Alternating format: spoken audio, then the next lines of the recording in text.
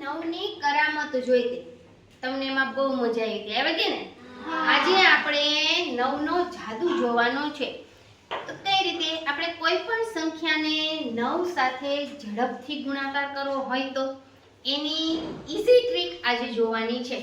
તો આ 9 નો ઘડિયો છે અને જવાબનો પાછળનો અંક અહીંયા લખેલો છે. એનો ઉપયોગ ખાસ કરશું. બરાબર? ધારો કે આપણે એમ કરીએ કે ભાઈ 84 ગુણ્યા 9.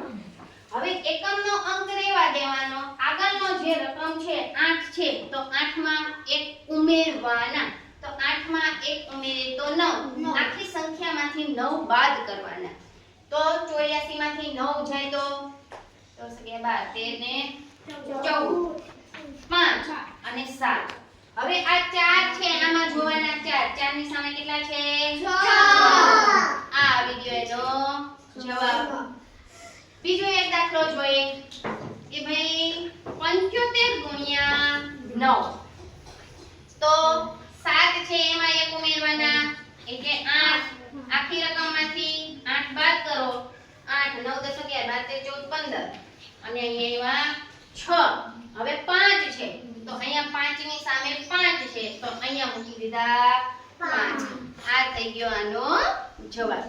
હવે 3 રકમ લઈએ કે ભાઈ હોય કે 976 ગુણ્યા 9. બરાબર? તો આ બે 97 છે. 97 માં આપણે કેટલા ઉમેરવાના 1 ઉમેરવાના. 97 માં 1 ઉમેર્યા તો 98 થયા. આખી રકમમાંથી એ સંખ્યાને બાદ કરવાની છે. તો અહીંયા 16 માંથી 8 જાય તો 8 દુને 16. હવે 16 માંથી 9 જાય 9 10 11 13 16 તો 7 અને અહીંયા 8 10 પર લીધો ને. હવે અહીંયા 6 છે તો 6 ની સામે કેટલા છે 4. આ મૂકી દીધા. આ આવી ગયો જવાબ. હવે જ્યારે એકમનો અંક 0 હોય તો આપણે કહીએ કે ભાઈ 540 ગુણ્યા 9. તો અહીંયા એકમનો અંક છે ઈ 0 છે. જ્યારે એકમનો અંક 0 હોય બરાબર ત્યારે એની ઈ જ સંખ્યા રાખવાની એટલે કે એમાં 1 ઉમેરવાનો નથી. તો 540 માંથી કેટલા બાદ કરશું 54 બાદ કરશું. હવે 10 માંથી 4 ગયા તો 6. 13 માંથી 5 જાય તો 8 9 10 11 12 13 8 અને અહીંયા આવ્યા 4. આપણે બાદ બાકી કરી 10 કો લીધો એટલે. હવે આ શૂન્ય છે તો શૂન્યની સામે શું છે શૂન્ય. એટલે કે જ્યારે એકમનો અંક જો શૂન્ય હોય બરાબર ત્યારે એની ઈ જ રકમ મૂકવાની.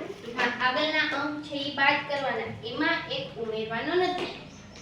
જીરા સિવાય બધાયમાં 1 ઉમેરવાનો છે. હવે 4 રકમની સંખ્યા જોઈએ. જોજો 7683. ચલો ગુણ્યા 9. હવે 768 છે એમાં આપણે 1 ઉમેરશું તો 779. આખી સંખ્યામાંથી બાદ કરશું. ચાલો 13 માંથી 9 જાય તો 9 10 11 12 13 4. 7 માંથી 6 જાય તો 1 અહીંથી 10 કો લીધો ને. હવે 6 માંથી 7 ન જાય એટલે 16 માંથી 7 જાય 9 આવ્યા ને. અને અહીંયા 10 કો લીધો એટલે આવ્યા 6. હવે અહીંયા 3 છે આપણે 3 જોવાનું.